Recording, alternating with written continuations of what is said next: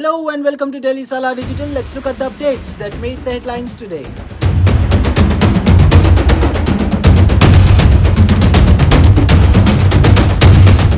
US President Joe Biden expressed his support for Israel's claim that militants were responsible for the attack at a Gaza hospital, which killed over 500 people.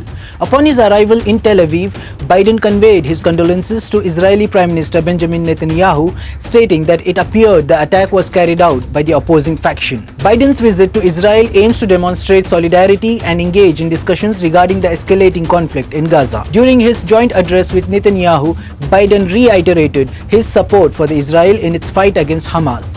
Biden condemned the atrocities committed by Hamas, including the reported beheading of women and children, stating that their actions were even more extreme than those of ISIS. Biden also acknowledged that Hamas does not represent all Palestinians and highlighted the suffering they had caused. Both Hamas and Israel have traded accusations regarding the blast. During the Belt and Road Forum in Beijing, Russian President Vladimir Putin accepted an invitation to visit Vietnam from his Vietnamese counterpart, President Vo Van Thuong. However, the potential visit date has not yet been set.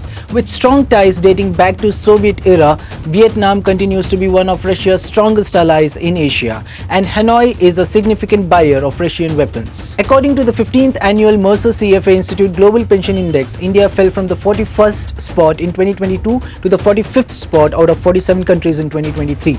According to the report, the improvement in the adequacy sub-index was primarily responsible for this change in position. The index evaluates the adequacy, sustainability and integrity of retirement income systems in 47 different countries using more than 50 indicators. The Netherlands came in first place with a score of 85. Azam Khan, his wife Tazeen Fatima and son Abdullah Azam have been convicted in a 2019 fake birth certificate case by a Rampur court in Uttar Pradesh. They have been sentenced to 7 years in jail and taken into judicial custody.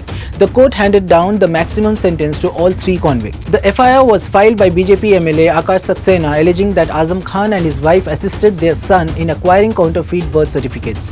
The certificates mention different dates of birth for Abdullah Azam. In a recent development, the Supreme Court of India with a 3-2 majority declined to grant legal recognition to same-sex marriages in the country. This decision has sparked a range of opinions and discussions. Actor Selina Jaitley, a prominent LGBT activist for the past 20 years, expressed her disappointment with the ruling. She emphasized that the LGBT community is simply seeking the same rights as every other citizen of India, including the right to marriage and family.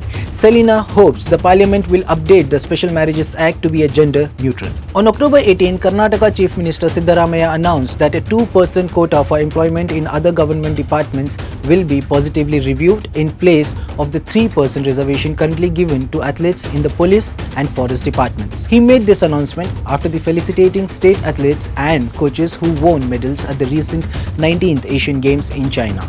Sources claim that the cash prizes of Rs 25 lakhs were given to the gold medalist, Rs 15 lakhs to the silver medalist and Rs 5 lakhs to each coach. A 30-year-old constable in Bengaluru used his patrolling duty as a disguise to commit burglaries. Addicted to the online cricket betting and buried in debt, he teamed up with a partner to break into the finance company. Their plan was thwarted by a burglar alarm, but police did not give up. They tracked down the culprit, who confessed to his crimes, resulting in his arrest and suspension. Shockingly, even after his suspension was revoked, he continued his criminal activities, targeting a post office, a house in Chandra Layout and another house in Nana Bharati. The police, using CCTV footage, located him in Banashankari. Following his arrest, he was taken to his hometown Ballari to recover the stolen goods that he had pawned to repay his debts. The Reserve Bank of India announced that it had fined ICICI Bank Rs 12.19 crore and Kotak Mahindra Bank Rs 3.95 crore for violating certain norms. ICICI Bank was fined for making loans to businesses where 2 of its directors held board positions, for marketing and selling non-financial products, and for failing to notify the RBI of fraud within the required time frame. Meanwhile, Kotak Mahindra Bank has been fined for failing to annually review or due diligence of its service provider, violating customer contact hours and charging interest from the disbursement due date rather than the actual disbursement date. The Pakistan Cricket Board has filed a complaint with the International Cricket Council regarding inappropriate conduct by fans during the India-Pakistan World Cup match in Ahmedabad. The PCB also complained to the ICC about the lack of visas issued to Pakistani journalists and fans hoping to attend the World Cup in 2023. During the match, several fans reportedly shouted Jai Shri Ram multiple times as the wicket-keeper batter Mohammad Rizwan was walking back to the pavilion. As part of the new trial, the social media platform X, formerly known as Twitter, has begun charging new users in New Zealand and the Philippines $1 annually to access certain features like the options to tweet, retweet, like and comment on the post. Those who choose not to pay the subscription fee will only be able to read posts, watch videos and follow accounts. According to the platform, its aim is to reduce spam, platform manipulation and bot activity. Musk had previously mentioned that all X users might need to pay for the access. Well, these were the major updates for the day. For latest news and updates, subscribe to Daily Salar Digital.